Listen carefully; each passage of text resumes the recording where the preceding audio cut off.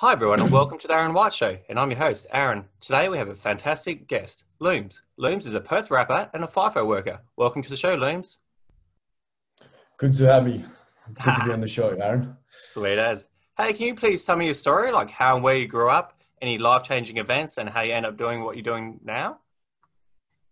So I've always been in WA my whole life, pretty much. At a young age, I was living in Pannamonica because my old man was doing FIFO, so we were up north for quite a bit until I was about six, and then we come to Perth and we lived like Ferndale ways for I think a couple of years, and then we ended up moving to Queen's Rocks, and that's pretty much where I got brought up. Went to primary school. That's when went to high school. So pretty much from six onwards, I think until 17, I was living in Queen's Rocks, Yep. and yeah, that's where I grew up, just north the river. And at the age of 17, I sort of I know things were getting rough, I guess, at home because actually at the age of 14, my mum passed away, and ever since that, like things just went sort of downhill in my life, I guess. Like it was just, I don't know, it was something different happening in my life. And yeah, I found like during high school, it was a bit hard for me to, concentrate and all that, I guess. I was very distracted from what was going on. And then at the age of 17, yeah, I sort of got kicked out of home. So sort of just, yeah, that was me, my high school days. And yeah, that's how it was pretty much planned out like that. And just ever since the age of 17, I've sort of just been doing my own things, I guess, and been like couch surfing, moving into this place. And I have my own place. And yeah, I finally settled in my own place now. I've just moved in a couple of weeks ago. So I'm living in Auburn Grove at the moment. Yep. So yeah, it's pretty much, yeah. How old are you now? I'm 23 now. So 23 years. I've turned 24 the end of this year. Oh, yeah. Have you got any brothers and sisters? Yeah, I've got two sisters. So I've got a younger sister which is 21. She still lives down north side, and then I've got an older sister which is 27. Yeah. And yeah, they all still live north side, and yeah, pretty much like we've got a good relationship now. Like I said, when mum passed away, the family sort of, I know it was just new to us. Like it just, something big happened in our life, and we all didn't know how to take it in hand. Like I wasn't really getting along with my dad and my sisters. Like I wasn't really talking to my sisters. It was just on and off for years, like just, I would go like 6 months without talking to them sometimes. So yeah, but now, we've grown up and things are getting better. Like I see my dad once on break just to catch up with him. But I found my old man, it was just sort of better to be distanced, to have a better relationship. We've always just had arguments over just silly stuff, So I found like for our family to be good with each other, it was just sort of be apart from him. It just makes it appreciates each other more. So Were that's you, where I'm at the moment. were you close with your dad before your mum died, or never really been that close? Oh, my dad's like, yeah, growing up like young, like he was always my dad, like, we were close, and then he worked away for pretty much my whole life. So he was doing 2 and 1. Yeah. So like I didn't really get him around in the picture. It was just always my mum in the picture. And yeah, like we got along. We got along. It's just, I think like when mum passed away, it was just a big impact to my family. And I know what my dad was going through at the time. Like I can look back at it now and I understand why, things were like that. But yeah, we did have a good relationship and we're slowly building it again. But like I said, it's for us to have a good relationship. It's just, how you going, Matt? How you going, Dad? Just, keep it like that. And when I can see him, I can see him. But yeah, we're doing good now. We're doing good. So what happened there? So how can I ask how your mum died? Oh, so she had breast cancer. Yep. So when I was 7, she got diagnosed with breast cancer.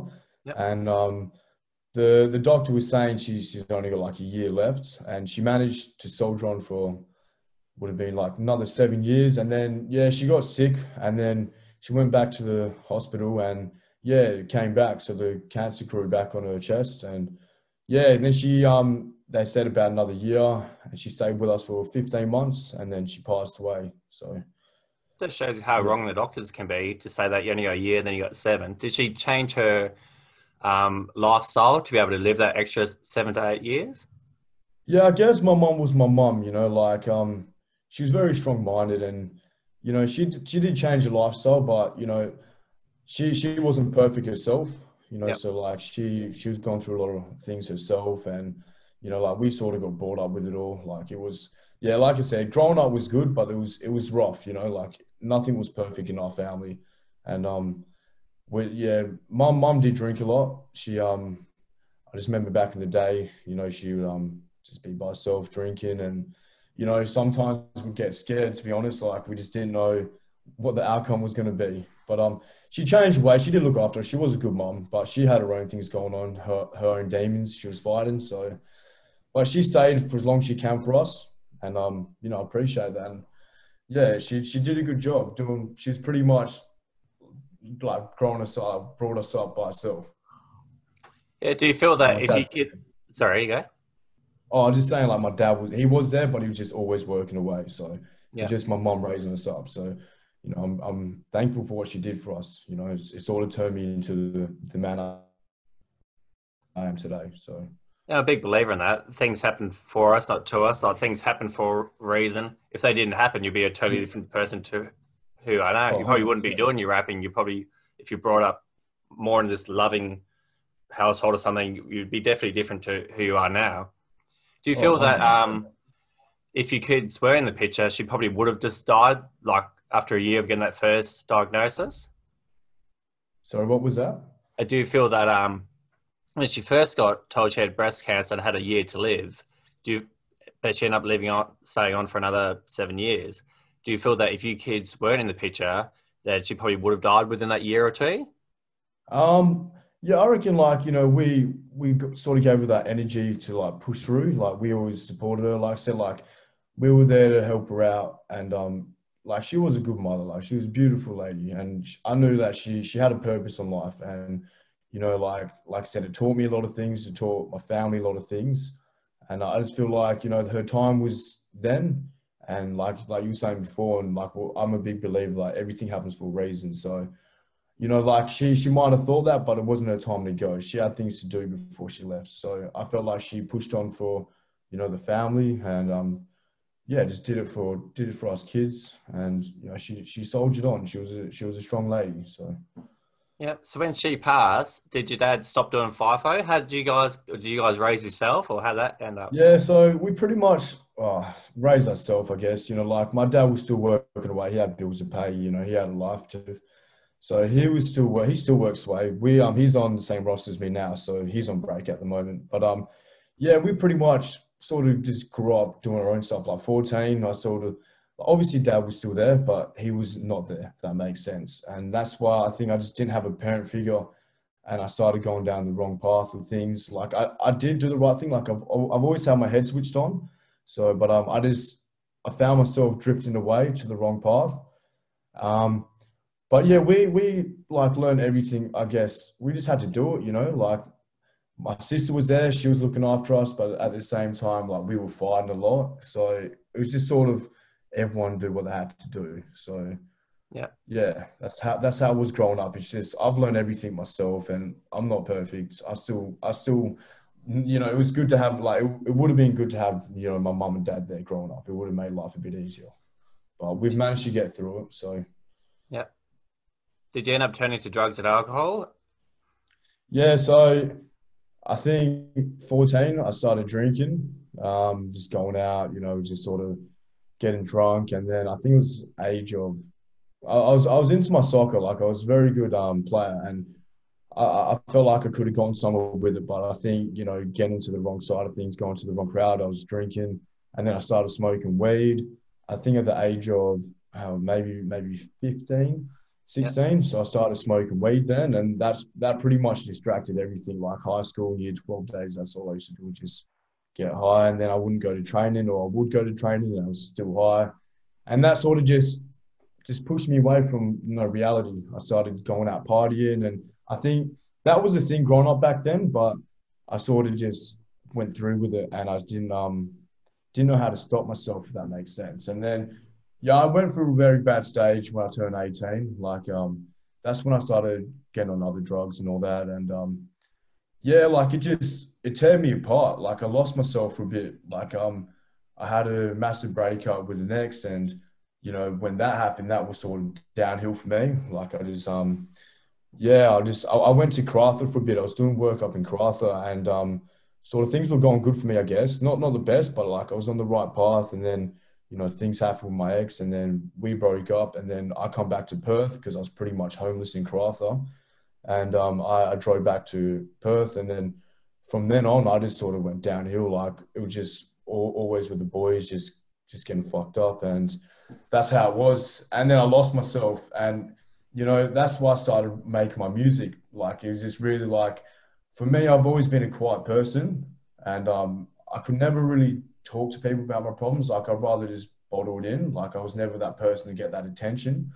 Yep. So I just feel like music was the way to express myself and, you know, get it out. So I've always grown up in a musical family. So like my mom and dad used to make music. I grew up with them playing guitars, piano, drums, and so it's sort of been with me my whole life. I used to play guitar. I still got a guitar, pick it up now and again, but I feel like, you know, rap was the way to get things off my chest, and that's really what it was. And then a lot of people would just compliment me, saying like, "Oh, you got skill, Matt. Do something about it." But at the time, I was just too busy getting fucked up and just in my own world, you know. And I just wasn't thinking, "Oh, this I could do something with this." So it was pretty much, yeah, like that. That was growing up, and it, like I said, it took me a while to sort of figure out who I was, and you know what was going on, you know. So yeah.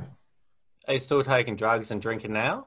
Just on, Oh no, not you the don't have to drugs. answer that if you don't want to.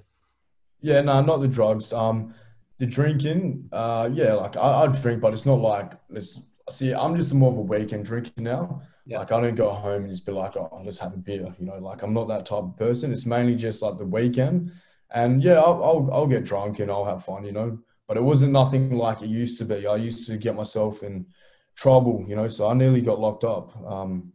Like I said, I think it was like around 20 to 22. That's when I sort of in a rough like spot, and I nearly got locked up because I was defiant a lot, and I got in a fight once, and it put someone in hospital, and yeah, it was just a big wake up call because I got charged for it, so I got a pretty heavy charge. I had to go to court for it, and I was on thin ice, and I actually got myself on an 18-month suspended sentence.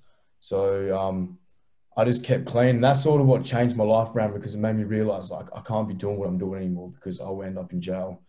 So yeah, that's it. Like I do drink, but it's just nothing like I used to. And I've sort of removed myself from the crowd I used to hang out with because I look at them now and all respect to them all, like, but it's just they're still doing the same stuff, and it's just like it's not me anymore. Like I used to be that person, but it's just not me. Like it's just not good for myself, and it's just not good for what I want to do in life. It just distracts me from my goals, I guess. So So I what type sort of of, and people you that's hang why. out?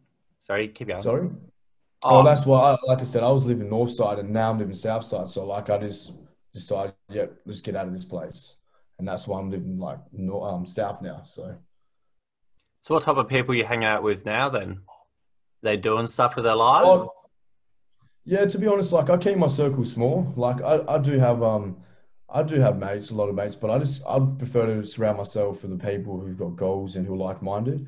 Yep. And like it's like, to be honest, like I went through a stage of like being alone and being by myself, and it was hard, to be honest, but at the same time I sort of found myself, and it just made me be myself, and that's why like I've met people like and they're like minded, and like especially at work, like I work with a lot of people older than me, but like I get along with them a lot, and that's it. Like I've got my mates, I've got my boys, and I just keep my circle small. I just try to stay out of the drama, and yeah, like they support me in my music, and they've been there, and they've like been there from day one. So my circle's small, but I like it like that. I prefer it to be small. Well, you're better off having quality over quantity any day. It sounds like Yeah, you got quality exactly. people around you as opposed to the quantity of the losers, really. Hey, Exactly. And that's, yeah. I was just And going to say, that's it. you go. Oh, sorry, mate. You go on. Oh, all I was going to say is, can we touch on the suspended sentence story? Like, Yeah. what actually happened? Was it like Was it just So out and I got, you long stuck? story short, we went out one night to Hillary's. There was just a club there called Bar One. Yep. And it was the end of the night. There was we all got in a taxi, but it was just a bit of something happened, like just yeah, something happened, and I ended up punching someone, and it was sort of like a one hit punch, and they fell to the floor, and it happened so quick, and it was sort of self defense, and so I actually like seen him on the floor, and I just looked at it, and I just said, "Nah, what have I done?" Like he just hit me like that, and I sort of just ran from it like this scene. But Yep. because it was on camera, the cops traced back to who it was, and this was when I was working 2 and 1. So I was at 2 and 1, and yeah, I just got a phone call. My sister said the cops come and they left a note, so I had to call them back. So I called them back, and then yeah, I had to go back when I was in Perth. They picked me up. They come to my house, the forensic people, the investigators, and yeah, they pretty much just took me to the station. Then I had an interview, and first time I've been in this situation. So, and then I ended up, yeah, I was just stuck in Joondalup, the station there for a couple of hours. Just got locked up there, and then yeah, they let me off. And then it was about I think it was about like an 8 month process with the whole court thing. Like it took 8 months. Like there was a lot of journal, and yeah, it took a while. And then by the end of it, I got let off. Like it was pretty scary because I had my family there, a few of my mates, my best mates, and just being in the spotlight and looking back at my friends and all that, it sort of made me realize, like, this is serious, man. Like, what have you done? You know, like they were crying, and I'm just like, this is too much, you know. And then, yeah, it went for I think like an hour and a half, and my lawyer fought, and yeah, it got me the suspended sentence, and that's where I was lucky, you know, I dodged a bullet, and I think like we were saying before, everything happens for a reason, and I think I needed that wake up call for me to realize what was going on, and I could be heading to the wrong path, you know. And like I said, I've always had my head switched on, and that's why I'm just like, no, this isn't me. You know, like it might seem cool with my mates at the time, and like, you know, I might feel like, I don't know, just you get that feeling, or just feeling like invincible, but you know, like I don't want that anymore. That's just I'm not like, what am I proving? I'm proving nothing, and that's what made me realize, like, no one cares. You know, like no one's there for me. It's just really up to me, and that's what made me realize is like I put myself in this situation, and no one's going to get me out. So it made me realize, you know, like it's stop trying to be a bigger person. Just it's not proving anything. Yep. And then yeah, it went for 18 months, and then yeah, I got off, and yeah, decided to do a bit of counselling and all this stuff. It was part of the court order, and then yeah, it's done now, so it's all finished now. So that counselling, is that like anger management or something like that, or was that? Oh, it was part of the program. So like for me to get on this suspended sentence, I just had to see a counsellor just to report to. It was once a month, just going to see him, like there to see how I'm going. And it was just pretty much part of the plan to get me out of jail. So it was just part of the plan, and it was good. Like I had yarns with them, and they knew from the start I wasn't like a dangerous person. They could just tell, and that's why it was weekly. But then after I was working away, of course, but every time I was back, I had to see him. But then they realized like I'm in no danger. You know, I was sort of just keeping to myself, and they changed it to monthly, and that's how it was. So I did that for 18 months. Was it kind of like a psychiatrist appointment type thing? Did you get to like talk about your issues with your mum and stuff like that, and all the past stuff, or was it just like a tick the Yeah. box check in thing? Yeah, it was sort of like they asked how I was going. They didn't really ask about my mum, or, you know, they just asked, oh, how's work been? You still going out, you still drinking, and just like, yeah, ticking really much, you know, like, yeah, that's pretty much how it was. It's just, oh, you're here. I'll come see you next month. Just hopefully I see you, you know? So Yeah, just a tick the box thing, really. yeah, yeah, yeah. Oh, cool. Do you feel Yeah. So, you doing your rapping is kind of like a not counseling, not psychology type thing, but is helping you get out the things that are in your head, or the issues you've been with, or those things that are going in there. It's a platform for you to express yourself, get everything that's in your head that could be doing your head in if you left it in there out. If you know what I yeah, mean? 100%, 100%. And that's why like music is the key to my soul. Like, and that's like, that's the way for me to express myself. Like I said before, like I'm not a person who go up to someone and be like, I need to talk to you about something. Like I just sort of keep to myself and just, like I just put music on and it's my therapy. And I just release everything. So like I just last night I dropped a new single, Alone, and it's just, I don't know if you listen to it, it's just talking about being alone. And like at the time we writing it, like I felt very alone, and it's just like my way of getting off my chest, just putting it onto pen and pad, writing it down, and then and the thing with music, like what I like I hear a lot of mainstream rappers, and nothing bad against it, but they don't really they don't talk like from the heart, and I feel like rapping is a form of art that it comes from the heart, and that's why like people hear your music, and I've had a lot of feedback about my music. It's because people can feel it themselves. And that's sort of like what I wanted to do is like, I want to make music for people to listen to and to relate to and to connect to. And that's sort of what I've been doing. And like I said, I doubted my music. Like when I started making music, I doubted it, and I'd kept it quiet because I just like the fear of being judged, And Yep. then like when I put myself out there, a lot of people were relating to it, and a lot of people were liking my music. And that's what gave me the confidence, is that I'm making music and people are loving it, and that was like, my plan isn't to get famous, to get the biggest rap in Australia. Like I just want people to understand, like, they can relate, like, they can listen and they can relate. And, that's my goal. It's just, I just want people to feel my music.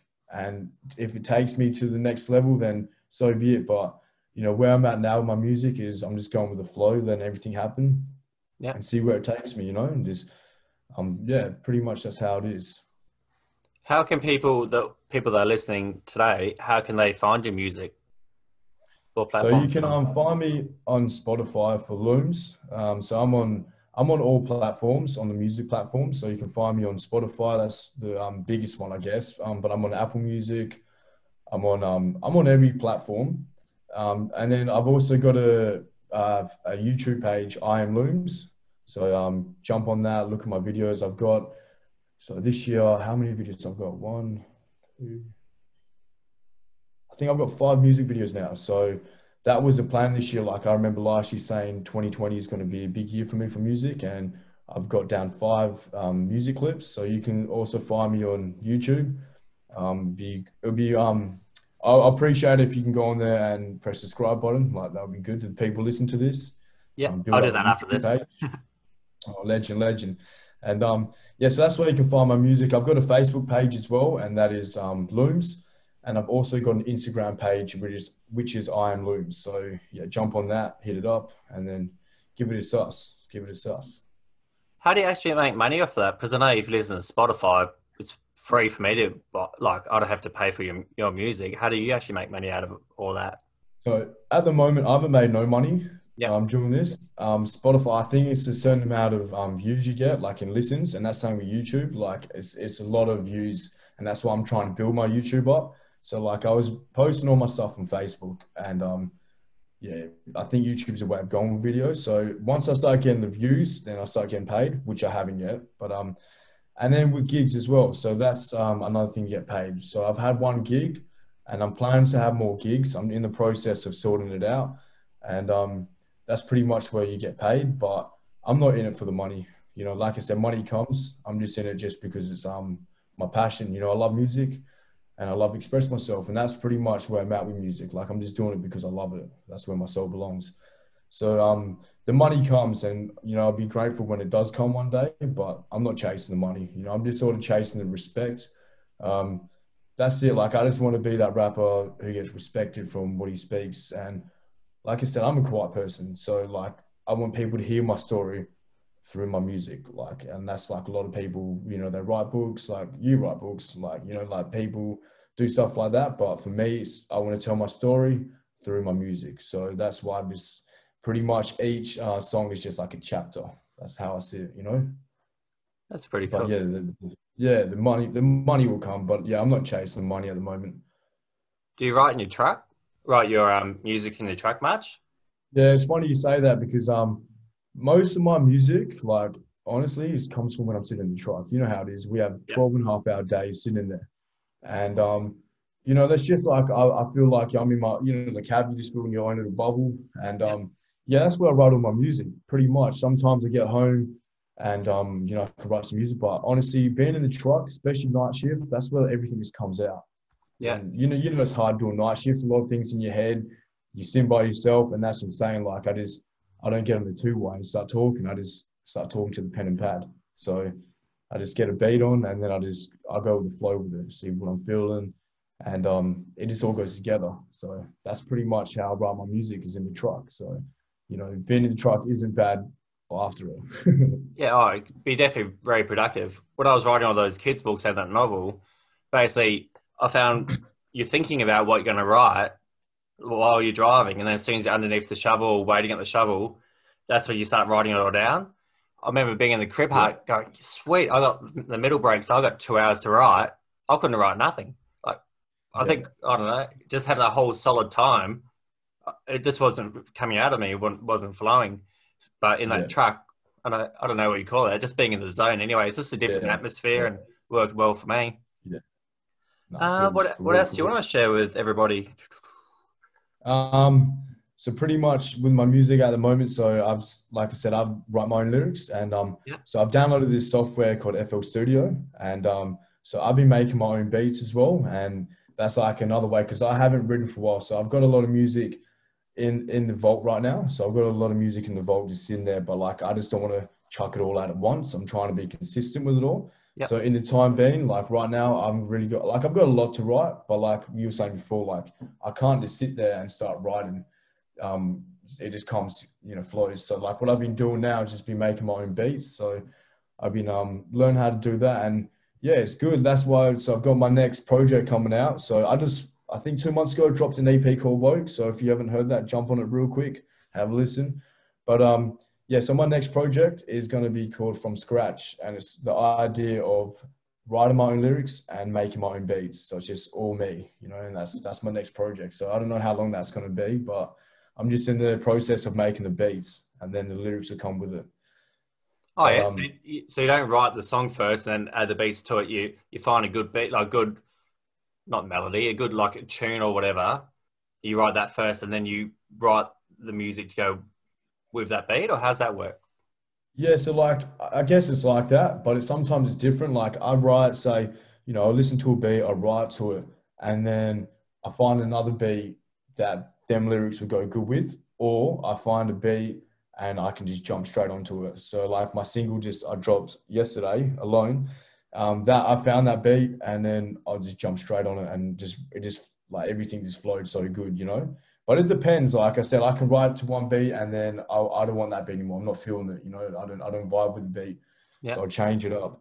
But that's how it pretty much works. And like I was in the truck last week on day shift, and I gave it a try to start writing again, and like I got a few bars in, but then I just wasn't vibing it. Like it just like I said, it comes. So I don't just write for the sake of it. Like it all flows.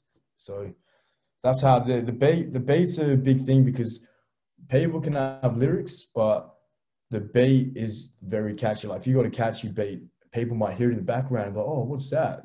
Chuck, turn that up, and then it's a beat what catches attention, and the lyrics come with it. So I try to find the lyrics and the beat that flow and make a good sound. So yeah. Well, that's pretty cool. So you can basically do your music, you can do it all yourself. Oh, I guess besides the video clips, who does your videos? You got a mate that helps you with that? So shout out to my boy Just Play Media, and shout out to Uncle Sam, Drop Shot Media. So they're the boys behind the scenes. So yeah, they're the ones doing the filming, and also Uncle Sam, he's the producer. So he's the one who's whipping up all the music. So they're behind the scenes. So they're helping me out, and yeah, like they're the ones who've done the video clips, and I've got one coming up November. So I've got a single ready to drop, and I've hired out like it's like a karaoke lounge in Northbridge, and so yeah, that's in the process of being organised now. But yeah, that's my next video clip. So it's more like a party scene, if that makes sense. More of like a club kind of vibe. Yeah. So yeah, they jump onto that and they'll get that done. So yeah, they're the boys who do my videos and do my producing. So they're behind the scenes. So can you do that as a gig as well down the track with a karaoke bar? So I'm guessing you're just hiring out the karaoke bar just for the film clip. But are they big enough to do a gig, or are they No, no, small room? it's pretty much like a VIP. It's just like a room you get yourself. So it's like because it's going to be my birthday then. So I was Yep. thinking about doing a video clip. You have like all my mates come in, just get that vibe going. Everyone drinking up, feel themselves, and then that's what I'm going to do for the next video clip. So it's just pretty much we got our own little lounge. And yeah, it's just called a karaoke lounge. But like people go there to obviously do karaoke, but it's just like a room that you have to yourself, and then they come in with drinks. So it's just like that little VIP like club vibe. That'd be pretty And cool. yeah. So that's what we're doing. It's gonna be my birthday. I said perfect time. Like everyone's gonna be lit. Everyone's gonna be on it, and then we can turn that into a music clip. Everyone can be feeling themselves. So that's the vibe I'm trying to get. So. But the gigs will come. Yeah, they'll come. Like I said, I was in the process of organizing my own show, but I just need to find artists that will jump on with me. Yeah. I've got a DJ. It's just time consuming. Like it's hard work. You know how it is. Like you got a week off. You got things to do. So I'm hoping I can get on a gig by the end of this year. Yeah. That's the plan. But if not, that's all good. The gigs will come as well. But I think that's in my music right now. That's my next stage is is a gig. So like I've made video clips, I've dropped an EP, I've dropped singles, I'm on Spotify. So I feel like it's time for me to do gigs. And I feel like that's where I'm going to get most of my respect from. People see me face to face and see who I am as a person. Yeah. So yeah, the gigs will come.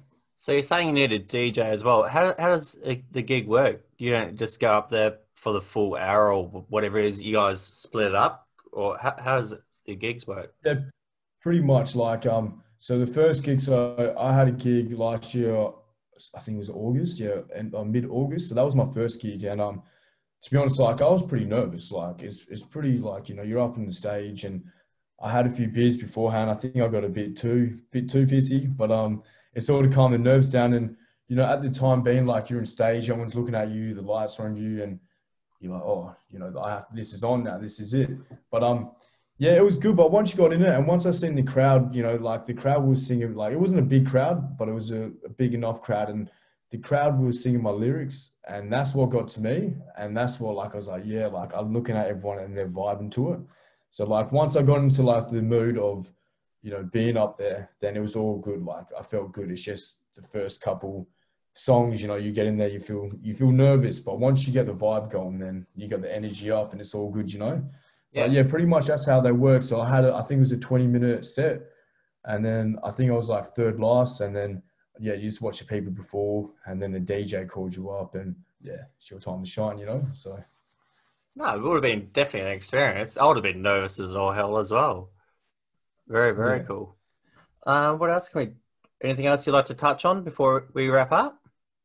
Um, yeah, well, nothing. Just I know like times can be hard, but this is just a message to everyone. Just got to keep positive.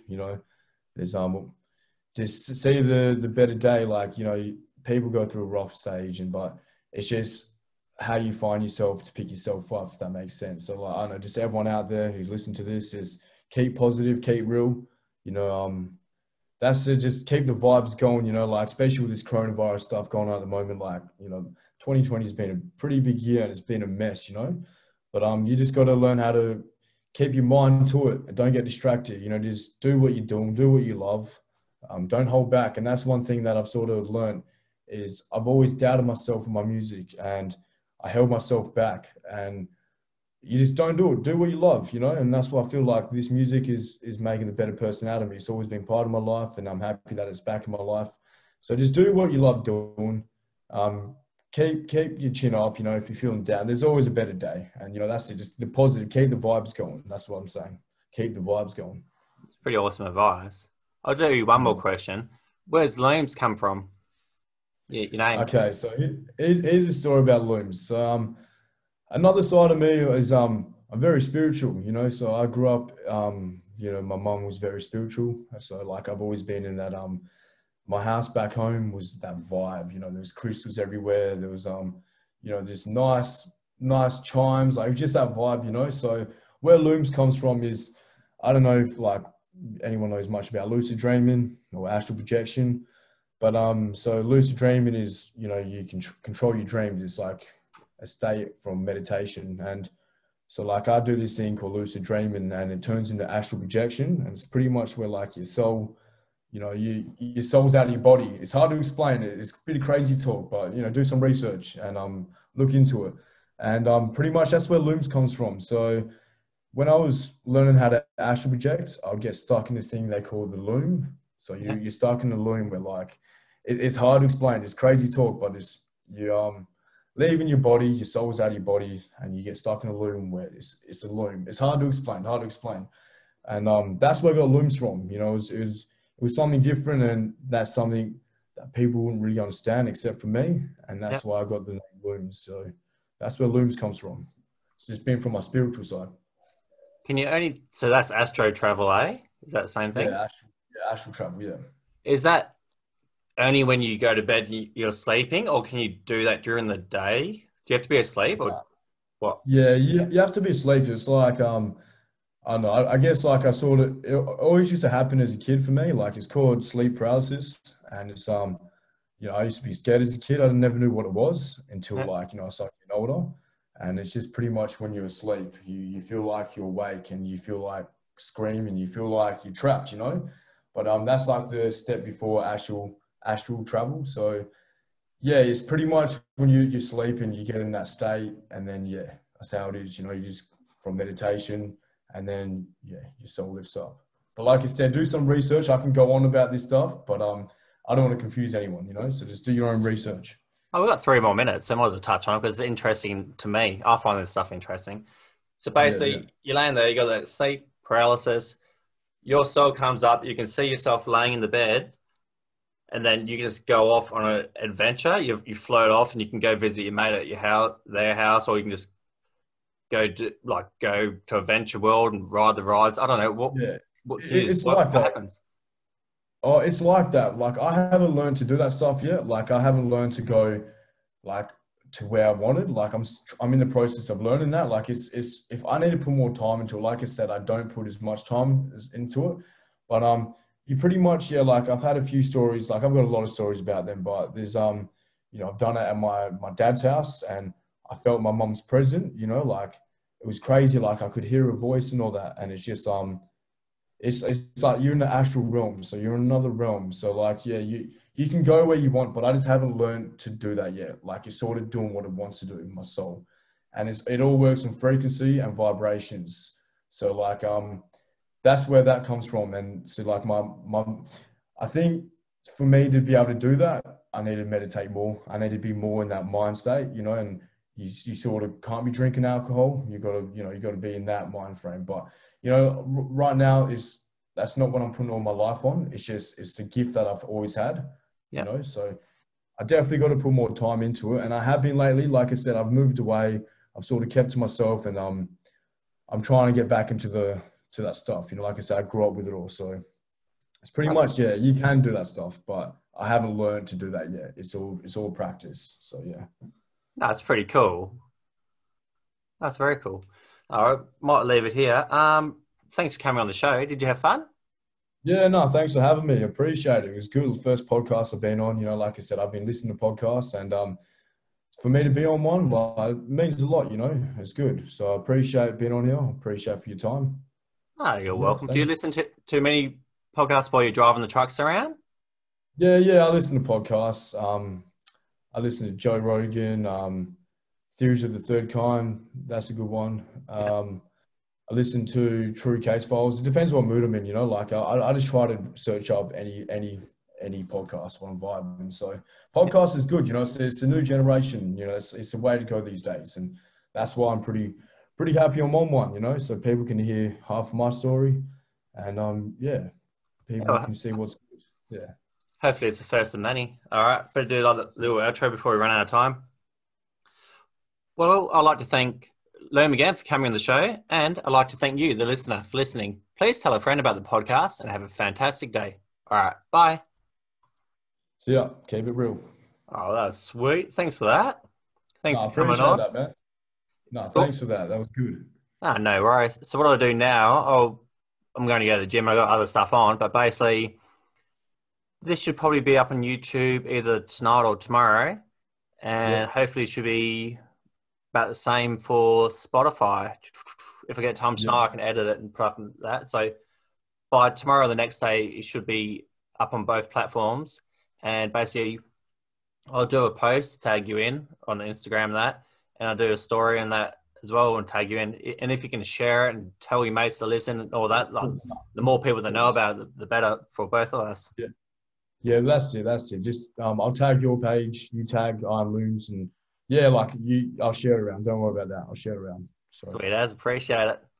All no, right, you got it's any good, man. questions for me or anything? Or you're right? Um, yeah, no, that's pretty good. I just no, thanks for having me on this. I thought about it, and I was just like I said, I was a bit nervous this morning, but I was like, no, this is a good way to sort of get my name out. It's a good way to get your name out. So Yeah. so that's no, I appreciate it. So it'll be good once it's up. I hope I didn't stuff up. Just like, oh fuck, how's this gonna go? But yeah, No, no, it flew really well. You did an awesome job. yeah, That was sweet as. no, I All right. appreciate it, man. I'll let Sweet you go. I'll as. see you at work. Take it easy, man. See All right. ya. See ya.